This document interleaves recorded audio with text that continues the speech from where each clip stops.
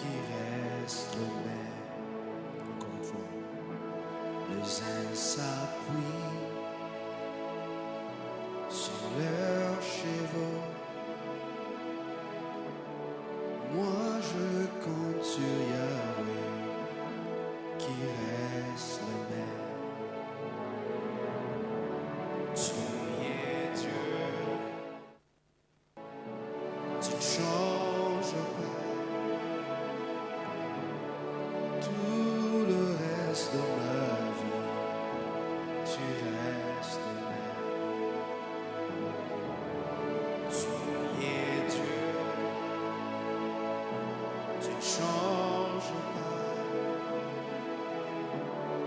Tout le reste de ma vie, tu restes le même. D'âge en âge, les hommes changent, mais toi, ô Éternel, tu règnes toujours. D'âge en âge, les hommes changent, mais toi, ô Éternel, tu règnes toujours. Tu es Dieu, yes. Tu ne changes pas.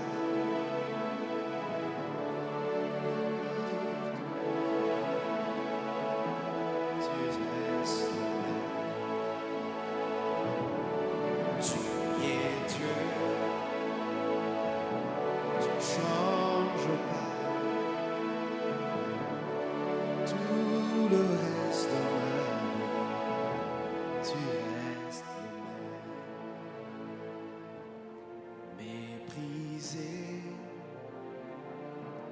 dans la souffrance, j'invoque ton Saint-Nom et tu descends. Yes. Méprisé dans la souffrance, j'invoque ton Saint-Nom et tu descends. Tu es Dieu,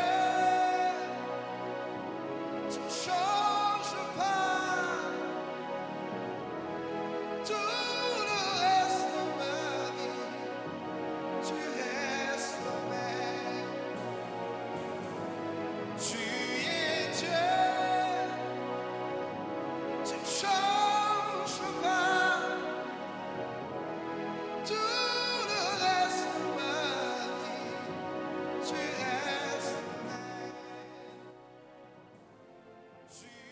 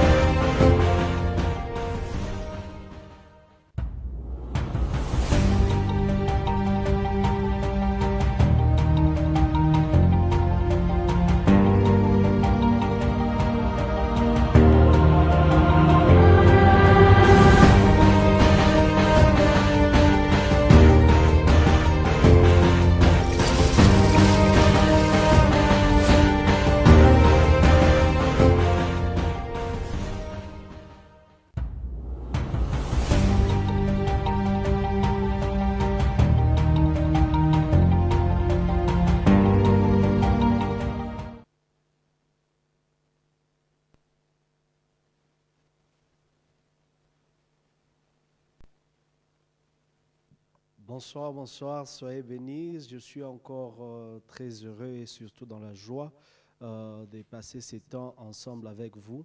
Et je crois que ce soir, Dieu nous fera du bien.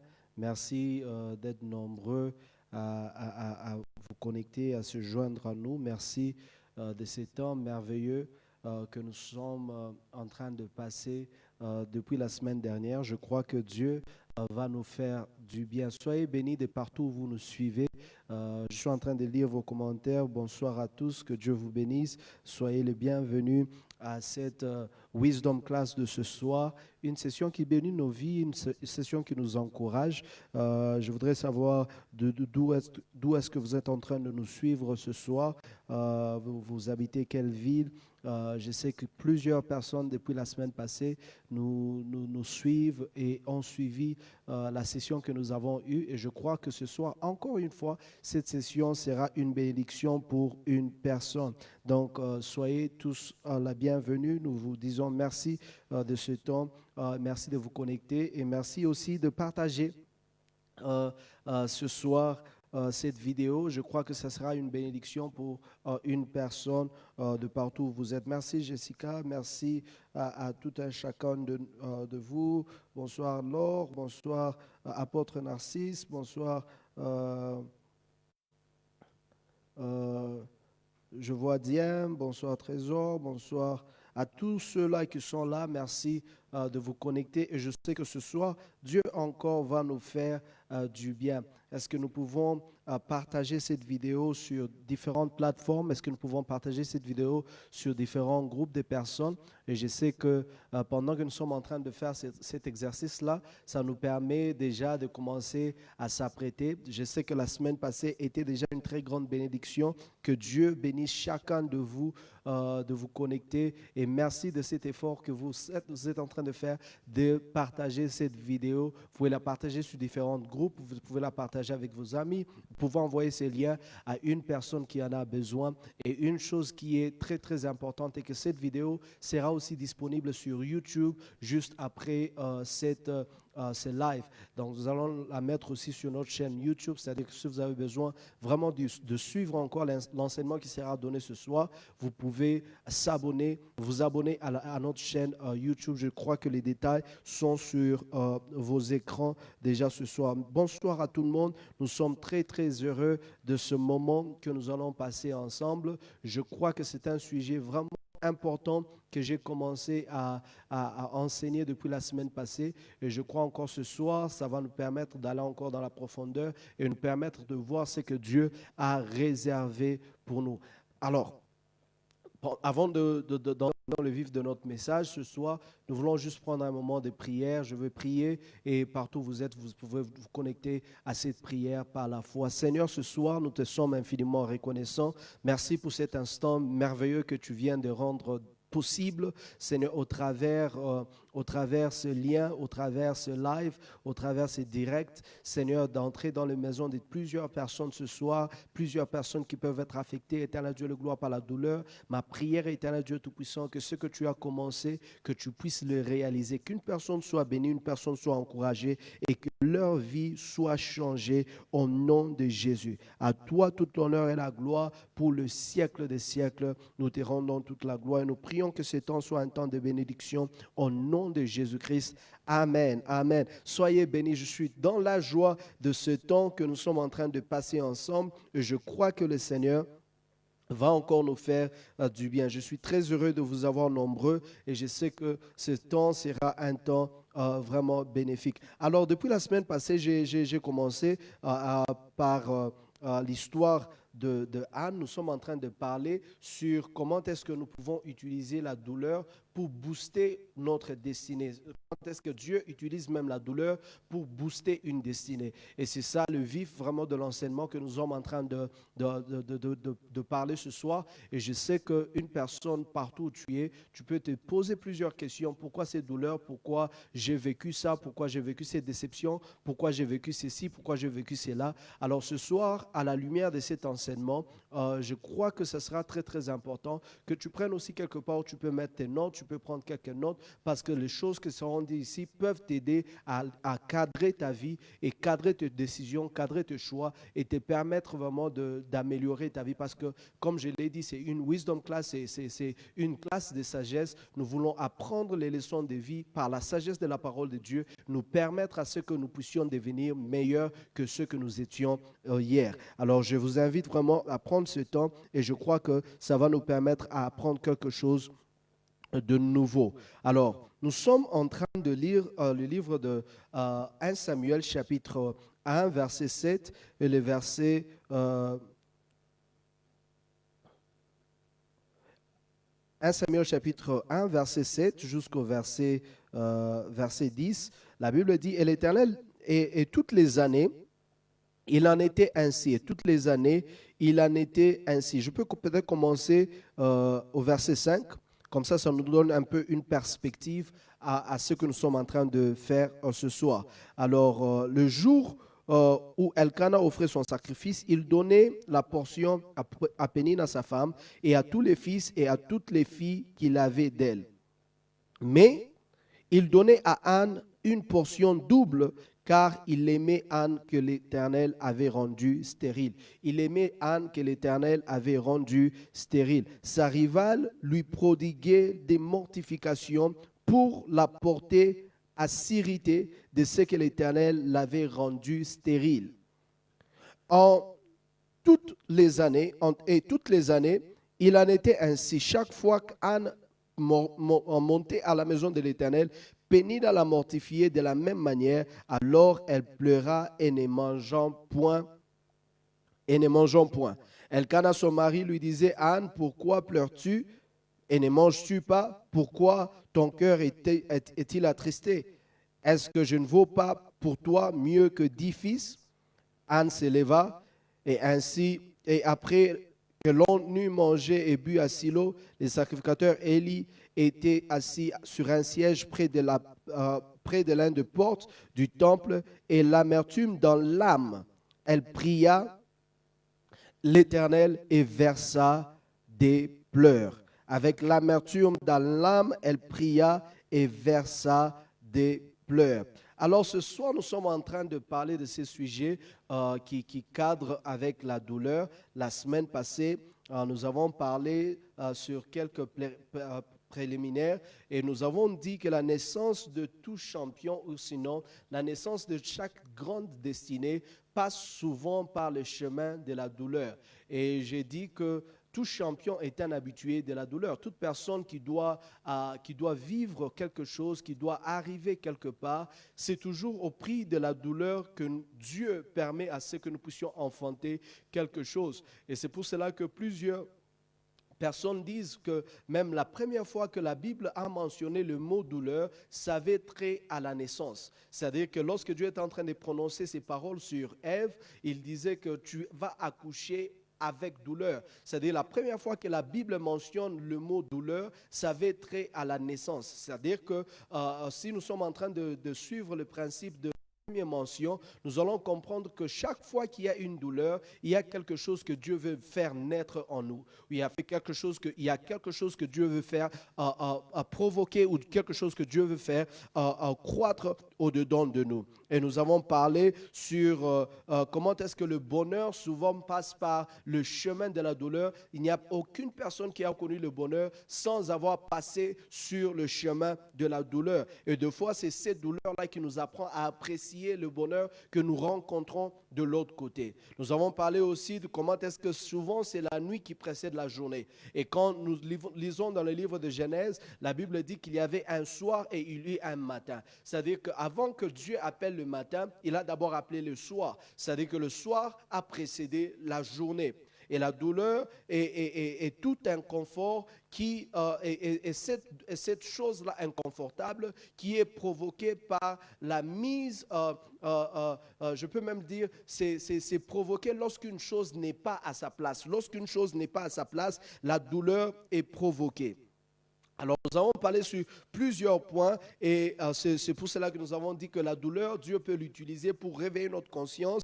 Dieu peut utiliser la douleur pour nous amener dans une saison d'éveil. Nous pouvions être distraits, nous pouvions être préoccupés par d'autres choses, mais Dieu provoque une douleur afin qu'il puisse nous ramener sur le chemin de ce que nous devons être. Et nous avons dit aussi que la douleur peut être provoquer une révolution en nous, c'est-à-dire ça nous pousse à agir, ça nous pousse à l'action. Lorsque la douleur vient, la saison d'inactivité doit passer parce que la passivité ne fait que perpétuer la douleur. Alors ce soir, nous sommes en train de parler comment la douleur peut booster une destinée. Comment la douleur peut booster une destinée. Nous allons comprendre, lorsque nous sommes en train de prendre déjà l'histoire de Anne, que la stérilité de Anne n'avait rien de faire à ce que était sa condition médicale. La Bible nous dit que c'est l'Éternel qui l'avait rendue stérile. Dans la version anglaise, la Bible dit que c'est Dieu qui avait fermé ses entrailles.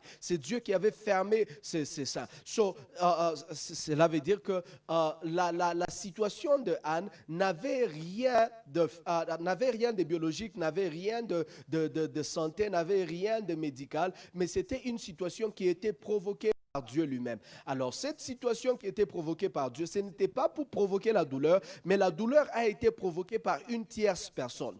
Alors, nous allons voir ce soir ensemble comment est-ce que cette douleur qui sera provoquée, la rivale de Anne qui s'appelle Pénina, va provoquer Anne à entrer dans sa destinée. Sa destinée, elle devait maintenant accoucher. Et c'est pour cela qu'en introduisant ce soir, j'aimerais dire que deux fois, la douleur de ce que les gens disent de toi ou pensent de toi est plus forte que la douleur de la situation elle-même. C'est-à-dire, lorsque nous sommes en train de voir l'histoire de Anne et Elkana qui est son mari, nous allons comprendre que Anne, pendant plusieurs années, elle était mariée. Mais c'était jusqu'à ce que Pénina commence à la mortifier que la situation de Anne a commencé à provoquer une certaine amertume. C'est-à-dire que deux fois, ce que les gens ont comme opinion de notre situation, opinion de ce que nous traversons, provoque plus de douleur que la situation elle-même.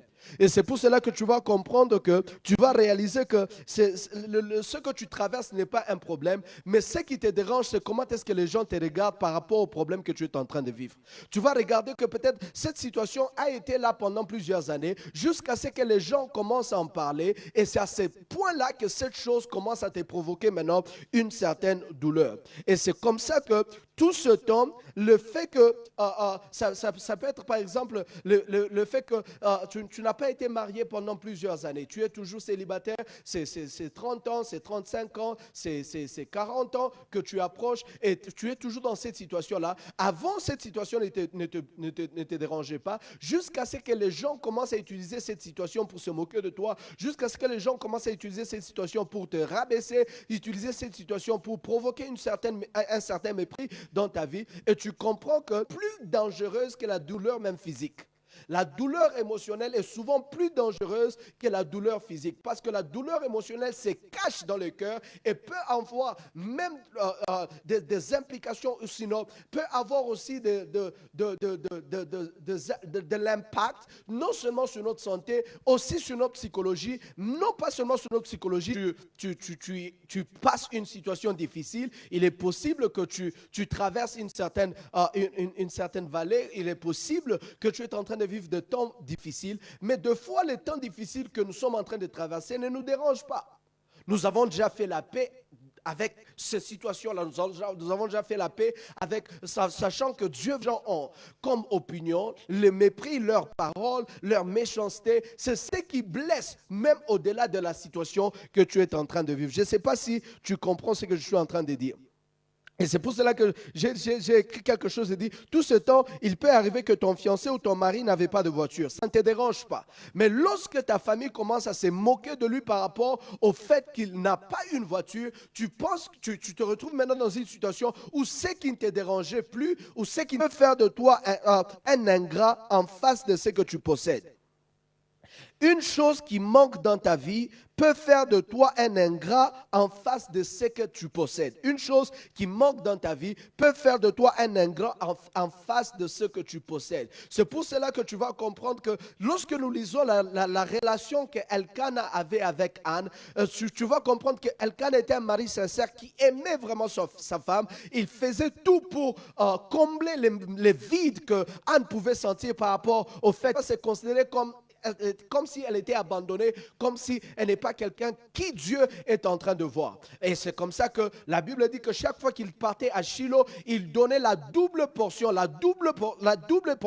de tout ce qu'il donnait aux autres. C'est-à-dire que lorsqu'il venait à Anne, Elkana faisait de tout son mieux pour démontrer que Anne était son favori, démontrer que Anne était son préféré, démortifier. Anne ne comptait plus ou ne regardait plus ce que son mari était en train de faire. C'est-à-dire que plusieurs efforts de son mari ne comptaient pour rien devant cette femme qui était en train de périr dans la douleur. C'est pour cela que lorsque une personne manque quelque chose, tu te retrouves comme si tu es ingrat en face de ce qui est, en face de ce que tu possèdes. Elkanah va dire à Anne,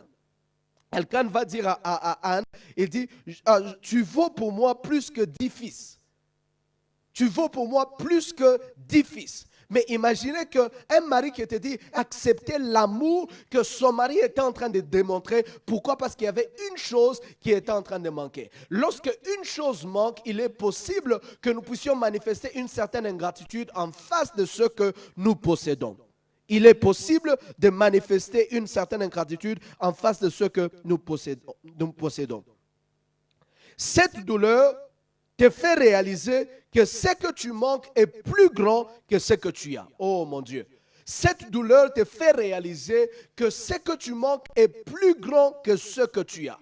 C'est pour ça que tu vas te retrouver dans ce côté négatif où la douleur frise ta destinée, frustre tes pensées, frustre ton devenir et tu ne sais pas avancer avec ce que Dieu est en train de faire dans ta vie. C'est pour cela que je dis, si la douleur n'est pas bien gérée, elle peut te faire réaliser que ce que tu manques est plus grand que ce que tu as. Or que entre le mari et l'enfant, ce qui est important, c'est le mari. Parce que tu peux avoir le mari et ne pas avoir l'enfant, mais tu ne peux pas avoir l'enfant sans le mari. C'est-à-dire que ce qui était important pour Anne, c'était que la présence du mari était là. Deuxièmement, la présence de Dieu était avec elle. Mais lorsque ce que tu manques, la douleur de ce que tu es en train de vivre précède ou enveloppe ta vie ou prend la totalité de ce que tu es en train de raisonner ou encore une personne, que ce que tu as est plus grand que ce qui te manque. Ce que tu as est plus grand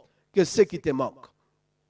Je ne sais pas si tu comprends ce que j'ai dit. Ce que tu as est plus grand que ce qui te manque. Ce que tu as est plus grand que ce qui te manque. Mais la douleur peut te faire réaliser que ce que tu manques est plus grand que ce que tu possèdes. Alors, dans cet environnement, la présence du mépris, douleur qui peut paralyser ta capacité de vivre ton bonheur. Tu peux être dans un mariage heureux, tu peux être dans un travail qui te paye bien, mais parce que tu es méprisé dans ce travail, ça provoque une certaine douleur dans ton cœur qui fait à ce que ta capacité de vivre le bonheur de ce travail, même ton salaire, tu portes. Le mépris paralyse ta capacité de vivre le bonheur. Cette douleur peut t'aveugler de jouir ce qui est en face de toi. Cette douleur peut t'empêcher de jouir ce qui est en face de toi. C'est pour cela que une fois que tu traverses des situations, il est très important de se ressaisir, de s'asseoir, de réfléchir par rapport entre ce que j'ai et ce que je veux posséder. Qu'est-ce qui est plus grand? Bien sûr que chacun de nous voudra avoir ce que je veux devenir. J'ai besoin de ce que je suis pour être ce que je dois être demain. Entre ce que je suis et ce que je dois devenir, j'ai besoin de ce que je suis pour être ce que je dois, pour que je sois la personne qui doit être demain. Alors, la douleur peut t'aveugler à jouir ce qui est en face de toi. C'est-à-dire que tu ne peux pas jouir de ce qui est en face de toi à cause de la douleur. Alors, comment est-ce que tu peux être heureux si ce que tu es en train de chercher, tu ne l'as pas? C'est plus grand que ce que je possède. C'est pour cela que tu peux voir des personnes, ils ont un mariage, ils ont de grandes choses, ils ont un bon travail, un bon salaire, un mari qui les aime, une femme qui est là, des enfants adorables. Mais ces personnes-là, c'est comme s'ils sont en train de vivre une vie misérable. Pourquoi ils vivent une vie misérable? Parce que leurs yeux sont focalisés sur ce qui manque. Aussi longtemps que tes yeux sont focalisés sur ce qui manque, la douleur sera continue. La douleur sera perpétuée. aussi, frères et sœurs, que dans cette saison, que tes yeux puissent aussi se focaliser, non pas seulement sur ce qui ne marche pas, mais aussi sur ce qui marche, afin que tu sois la personne qui va jouir le bonheur que Dieu a réservé pour toi. Alors, les gens peuvent te poser la question, pourquoi est-ce que tu dois te réjouir pendant que tu n'as pas ça, pendant que tu n'as pas ça, pendant que tu n'as pas ça? Ne mets pas en pause ton bonheur par rapport à ce que tu es en train d'attendre demain. Aujourd'hui que tu y as, que Dieu t'aide à réaliser que je ne dois pas mettre mon avenir en pause. Je dois réjouir de ce que Dieu a réservé pour moi. Alors, laisse-moi dire quelque chose ici. J'ai dit que la douleur est un couteau à double tranchant. Ça peut t'aider à devenir mieux ou ça peut faire de toi une personne négative. La douleur a fait dans la vie de Anne. Ou qu'est-ce que la douleur peut faire dans la vie d'une personne? L'impact de la douleur dans une destinée. La première des choses que nous allons comprendre ici, écoutez ceci, la douleur peut faire de toi un bon gestionnaire. La douleur peut faire de toi un bon gestionnaire. La douleur peut faire de toi un bon gestionnaire. La douleur peut faire de toi un bon gestionnaire. Ne va jamais gaspiller. Une personne qui a connu la douleur de gagner son pain ne va jamais gaspiller. Tu sais le prix que tu as payé pour avoir ce que tu as et gaspiller, c'est comme un fouet sur ton dos. C'est-à-dire que la douleur a impacté ta vie à être un bon gestionnaire. Très, très important. Que quelqu'un dise, je serai un bon gestionnaire. Lorsqu'une personne connaît la douleur du manquement, la douleur du mépris, tu ne seras pas une personne qui va gaspiller les ressources. Tu ne seras pas une personne qui va gaspiller les ressources. La douleur fait de toi un bon gestionnaire. La douleur fait de toi un bon gestionnaire. Tout ce que tu trouves sans douleur, tu peux facilement les gaspiller. Tout ce que tu trouves sans douleur, tu peux facilement les gaspiller. Tout ce que tu trouves sans douleur, tu peux facilement, je l'ai dit encore, les gaspiller. La plupart de ceux qui gaspillent les ressources, tu gaspilles les opportunités, tu ne connais pas la douleur du travail.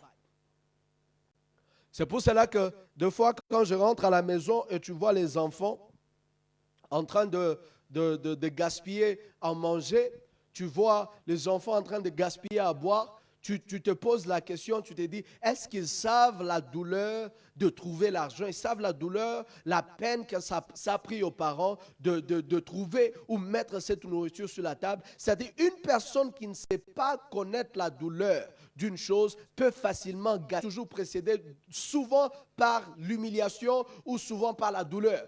Joseph, pour arriver à son poste de Premier ministre, il devait d'abord passer par la douleur. La douleur familiale, la douleur du travail, la douleur de la prison et finalement être couronné et occuper cette position de Premier ministre. Maintenant, en étant dans cette position, c'était des principes d'un bon gestionnaire. Les principes d'un bon gestionnaire. Pourquoi est-ce qu'il a connu ces principes d'un bon gestionnaire? C'est parce que son parcours était le parcours de douleur. C'était parce que son parcours était un parcours de douleur. À cause de ce parcours-là de douleur, ça fait de Joseph un bon gestionnaire lorsqu'il devait donner l'intervention des familles. Et Pharaon a dit, on ne peut pas trouver une autre personne qui peut avoir aussi bonne sagesse, aussi bonne manière de gestion, et nous allons le mettre dans cette affaire. Et c'est pour cela que ce jour-là, le statut de Joseph a changé. Le statut de Joseph a changé. Pourquoi? Parce qu'il était un bon gestionnaire. La douleur que tu traverses fait de toi un... Pense au jour où tu as manqué et tu pleurais, si seulement quelqu'un peut me donner $20. Pense au jour où tu priais pour que quelqu'un te donne seulement $10. Et le jour où tu as 100, tu as 1000, tu as 10 000, tu as 100 000, ne travaille pas ou ne gaspille pas les choses pour lesquelles tu priais hier.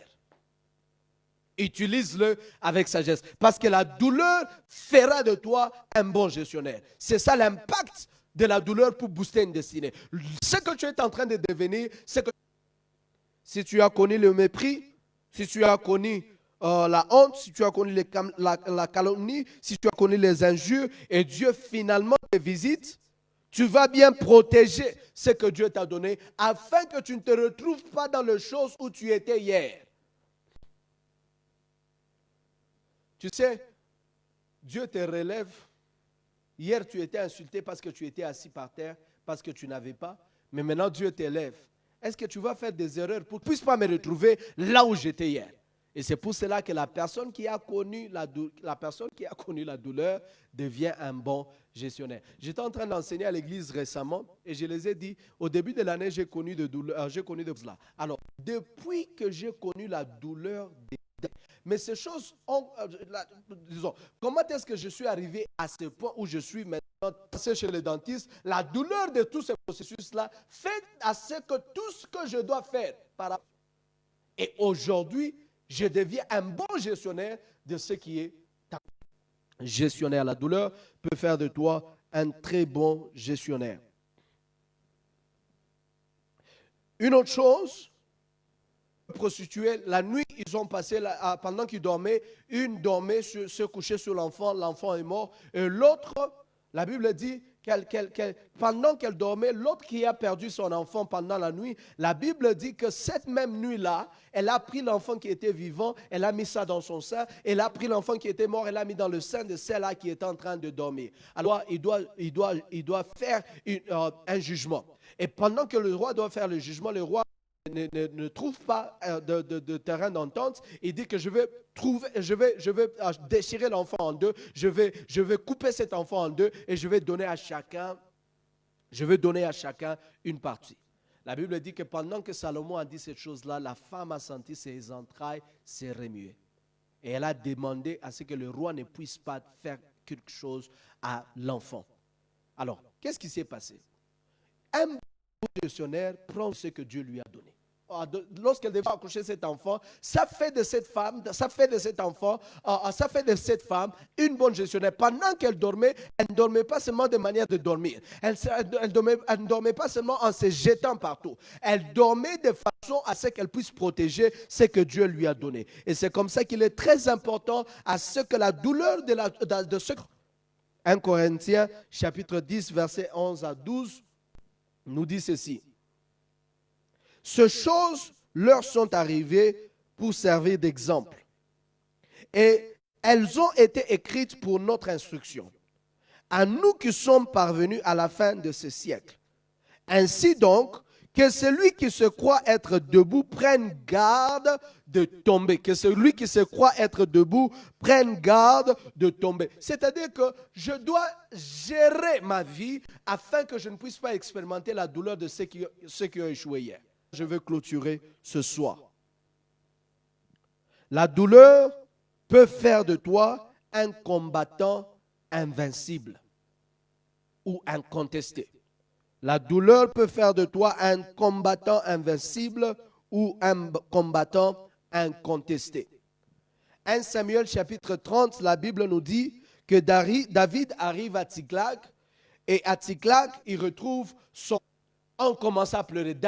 La Bible dit, David et ses chefs et ses militaires et tous ces hommes de guerre qui revenaient de remporter une victoire, ils se retrouvent en train de pleurer jusqu'à manquer de force pour pleurer. La Bible sur l'Éternel. Alors, voyez comment est-ce que ces choses vont se présenter. David est en train de passer la douleur, mais dans cette douleur-là, il y a une force qui est provoquée dans son esprit. Il y a une force qui fait à ce qu'il ne puisse pas se laisser faire. Il y a une force qui dit que non, je ne dois pas laisser l'ennemi partir et prendre ce qui est à moi et moi rester ici juste en train de pleurer. Il y a une force qui est dégagée lorsque la douleur est provoquée.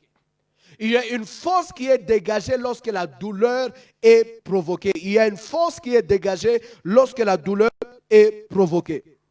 C'est pour cela que dans cette douleur, ça va rêver. Est-ce que je vais poursuivre? Est-ce que je vais atteindre? Est-ce que je vais remettre? Est-ce que j'aurai la capacité de ramener tout ce qui m'appartient? Dieu va lui dire, poursuis. Tu vas atteindre et tu vas ramener. La force que David avait, c'était la force qui était provoquée par la douleur. Et c'est pour cela que la douleur peut faire de toi un combattant. Un combattant. Quelqu'un qui reste invisible. Ça ne va pas finir sans que tu ne puisses vivre la victoire. Parce que la douleur fait de toi quelqu'un qui va aller changer la course de l'histoire. Quelqu'un qui va chercher comment est-ce que je peux changer ces choses. Comment est-ce que je peux rentrer à la maison. Elle a décidé de rester dans la maison de Dieu. Elle a décidé de combattre. Elle a décidé de prier. Elle a décidé de chercher la face de Dieu. Et elle n'a pas arrêté jusqu'à ce qu'elle a entendu que Dieu l'a exaucé. C'est pour cela que plusieurs personnes, si tu n'as pas connu la douleur, nous abandonnons, nous cédons facilement. Mais la personne qui a connu la douleur, la personne qui a connu le bien, cette personne-là qui n'arrête pas jusqu'à ce que tu puisses trouver ce que tu cherches. Ma prière pour toi ce soir est que tout ce que tu es en train de vivre puisse réveiller les guerriers en toi. Oh mon Dieu, que tout ce que tu es en train de vivre puisse réveiller les guerriers au-dedans de toi. Et c'est pour cela que la Bible dit aussi dans le livre de Juges, chapitre 11, qu'il y avait un homme qui s'appelle Jephthé. La Bible dit qu'il était fils d'une femme prostituée. Et les enfants légitimes de son père l'ont mis dehors. Lorsque ses enfants légitimes ont décidé de le jeter dehors, la Bible dit que là où il est parti, il est devenu un guerrier. Mon Dieu. La douleur de se rejeter dans sa propre famille. La douleur d'être jugé par rapport à ce que la vie de sa mère était. La douleur de ce qu'il a connu a fait de cet homme, il a dit que je suis là où je suis, mais je ne peux pas me laisser faire. Je ne peux pas rester ici en train de pleurer. La personne que nous avions chassée est devenue un guerrier. Allons les ramener, allons les demander afin qu'ils viennent combattre pour nous. Pourquoi est-ce qu'on est allé chercher cet homme qui était méprisé hier? Pourquoi est-ce qu'on est allé chercher cet homme qui était dans la douleur hier? Parce qu'il a compris que cette douleur peut me pousser dans ma destinée. Si ma destinée doit être un guerrier, c'est cette douleur qui va me ramener là où je dois être. C'est pour cela que ce qui se passe dans ta vie, tu ne dois jamais te plaindre de ça. Tu dois prendre ça du bon côté et dire, Dieu, qu'est-ce que tu veux m'enseigner? Demander, Dieu, qu'est-ce que tu veux de moi? Et en demandant ces choses, tu vas réaliser que Dieu a une mission avec la douleur qui est en train de s'effacer dans ta vie. Et c'est pour cela que Jephthé est devenu ce guerrier. Il est venu et est-ce que vous n'étiez pas de personnes qui m'ont chassé de la maison de mon père? Si je dois rentrer, mais vous devez jurer que je serai votre chef. Cet homme qui était chassé, on l'a dit que tu n'auras pas de part à notre héritage. Tu n'auras pas de part à ce que notre père a. Tu n'auras pas de part à ce que notre père va nous laisser. Cet homme-là est parti. Il est devenu guerrier. Et lorsqu'il rentre, il impose maintenant les conditions. Parce que je suis un vainqueur. Parce que je suis quelqu'un qui combat et je suis quelqu'un qui remporte des victoires. Maintenant, si je pars combattre, et il arrive que je rêve de la famille, la douleur peut booster ta destinée.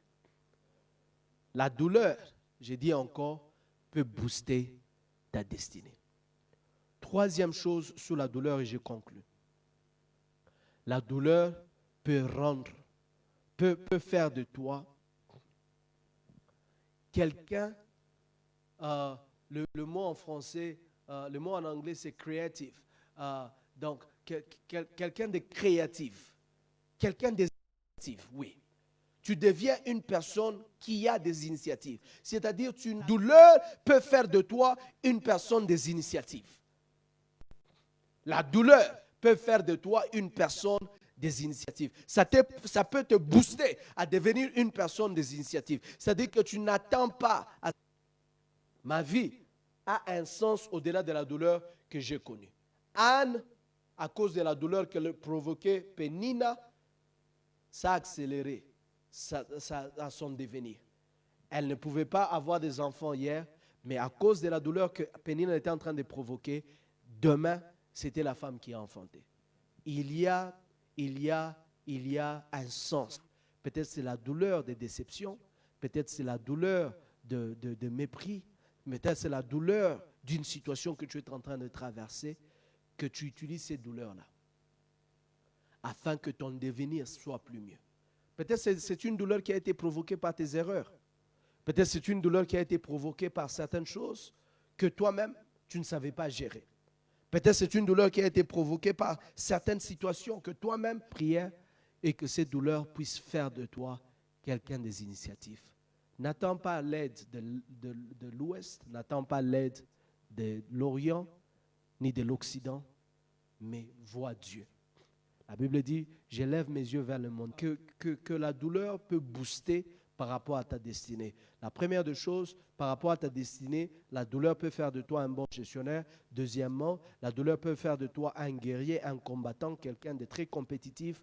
Troisièmement, la douleur peut faire de toi quelqu'un qui prend des initiatives. Tu n'attends pas, mais tu te sers, mais tu fais les leads. Tu vas toi-même, tu viens, tu as des concepts, tu as des pensées créatives et tu marches de cette manière. Et je crois que dans ce concept, le peu de choses que j'ai partagées ce soir peut t'aider dans ces temps. Est-ce que je peux prendre quelques questions que vous pouvez avoir par rapport à ce que nous sommes en train de dire ou enseigner ce soir, par rapport à ces 3 choses que j'ai enseignées? As-tu une question? Tu peux me l'écrire dans le commentaire et je vais le répondre par la grâce de Dieu. Si je ne sais pas répondre ce soir, je peux te donner l'occasion de revenir à toi, mais je pense que Dieu va nous faire grâce de répondre à cette question que tu peux avoir ce soir. As-tu une question? Tu peux l'écrire rapidement. J'ai juste quelques minutes et nous allons aller ensemble par rapport à ça. Que Dieu vous bénisse. J'attends vos questions. Merci. Merci de nous avons partagé ensemble.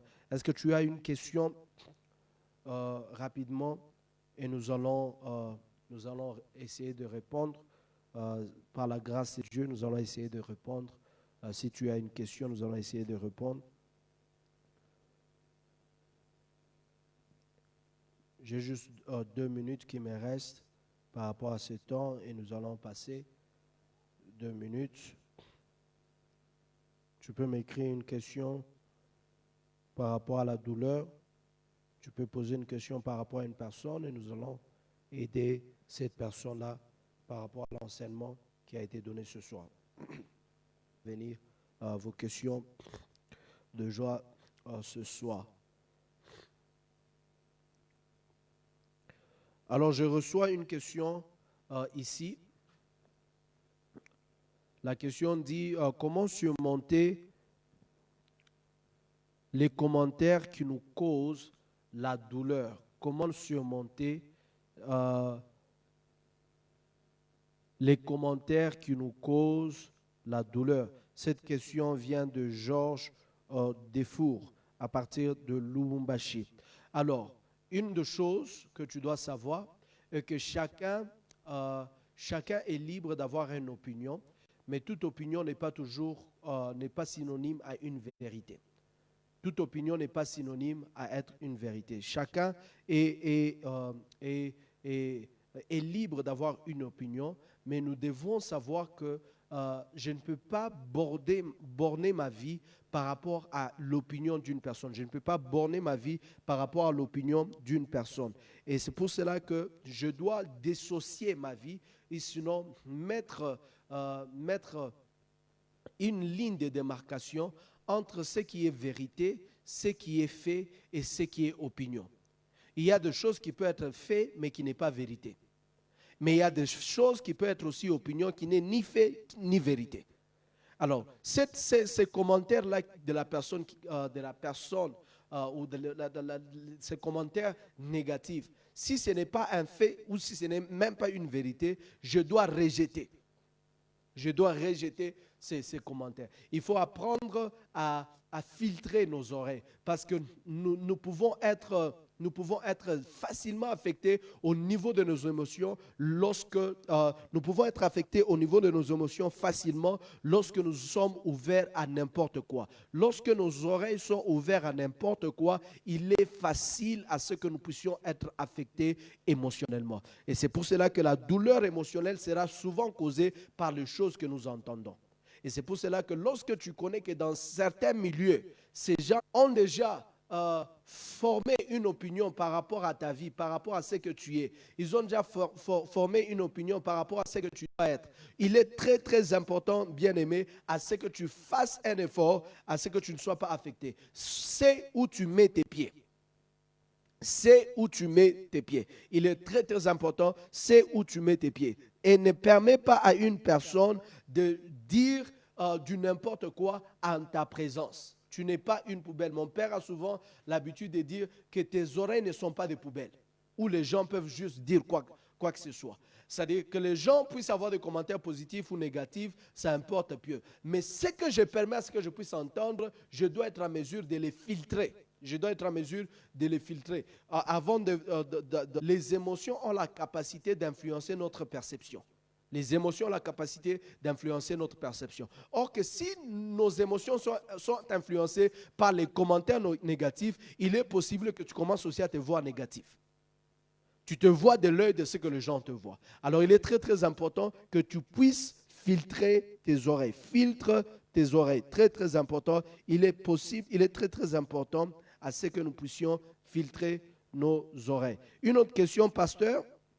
Nous rencontrons plusieurs personnes remplies de rancune, causées par la douleur.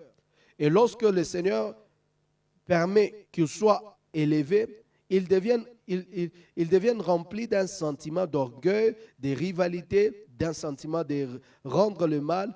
Que faire pour surmonter la rancune ou pour ne pas tomber dans une rancune causée? Prouver à cette personne-là que tu n'avais pas raison.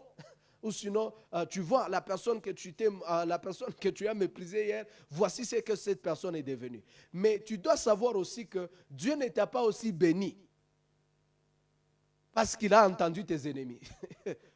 Dieu t'a béni parce qu'il veut être fidèle à sa promesse. Dieu t'a visité, Dieu t'a élevé parce qu'il t'a fait une promesse et il devait la réaliser. Ce n'est pas à cause de ce que les gens disent ou les insultes que tu as connues que Dieu a fait certaines choses. Deux fois, ce n'est même pas ça la chose principale que Dieu t'entend. Parole, accomplir sa parole. Alors, si nous arrivons maintenant au niveau où nous sommes élevés, les gens nous ont méprisés, les gens nous ont fait ça et ça, il serait encore très naïf de notre part, sinon très mauvais de notre part, de nous rabaisser encore au niveau où nous devons faire maintenant sentir le bruit d'une personne qui a été élevée. Je disais à mon petit frère, l'autre fois, on était en train de parler, j'ai dit, si tu es un aigle et tu es de poule ou de coq et toutes ces choses-là, c'est-à-dire que ton niveau est très bas. Imaginez que Dieu t'a élevé, mais tu dois te rabaisser plus bas parce que tu dois prouver au poulet ou oh mon Dieu, les Français, ou tu dois prouver au coq ou aux poules que Dieu t'a déjà béni. Ça n'a pas de sens.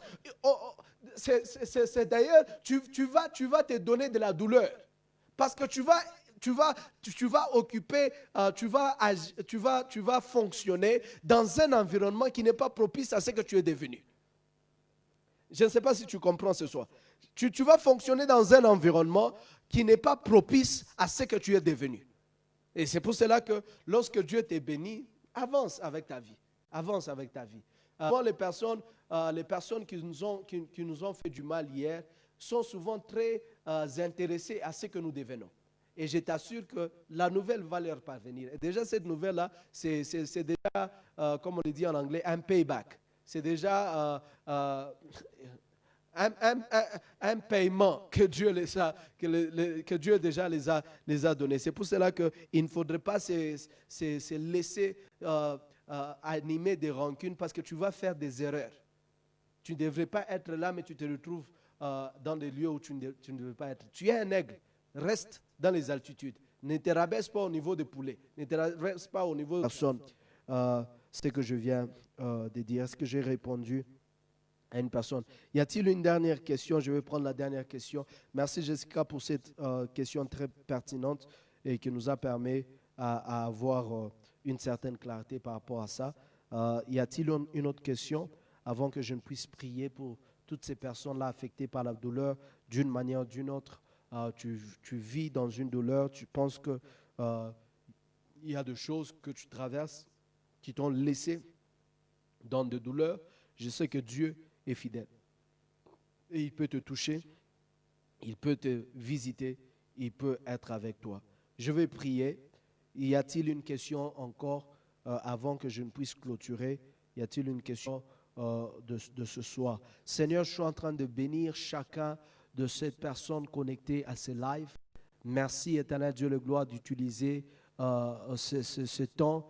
Père éternel, Dieu de gloire, pour apporter la clarté, pour apporter la connaissance, pour apporter la sagesse à une personne ce soir. Ma prière est que la douleur de notre passé puisse provoquer, Seigneur Dieu de gloire, en nous à devenir de bons gestionnaires de ce que nous sommes aujourd'hui et ce que nous serons demain.